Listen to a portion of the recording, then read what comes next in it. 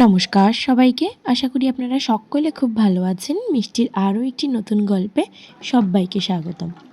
একদম এই গরমে ঘরোয়াভাবে মাটন কষার রেসিপি।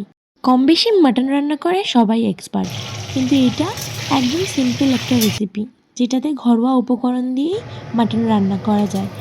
দেখতেই পাচ্ছেন, প্রথমে আমি টক দইটা ফেটিয়ে নিয়েছি, সেটা দিয়ে আর একটুখানি নুন আর সর্ষের তেল দিয়ে মাংসটা 2 ঘন্টার জন্য রেস্টে রেখেছিলাম। অন্যদিকে সর্ষের তেল গরম করে তার মধ্যে গোটা গরম মশলা, তেজপাতা ফোড়ন দিয়ে কুচনো পেঁয়াজগুলো দিয়ে সেটাকে ভালো করে ভেজে নিয়ে তার মধ্যে বাটা মশলাটা মানে লঙ্কা, আদা, রসুন সমস্তটা দিয়ে ভালো করে মশলাটা কষানোর পরে ম্যারিনেট করা মাটনটা দিয়েছি। দিয়ে একদম স্লো আঁচে অনেকক্ষণ ধরে কষিয়ে কষিয়ে ঠিক যখন এরকম কালারটা চলে এসেছিলো, তখন জাস্ট একটু নরম হওয়ার জন্য প্রেসারে 2 সিটি মারলেই রেডি মাটন কষা।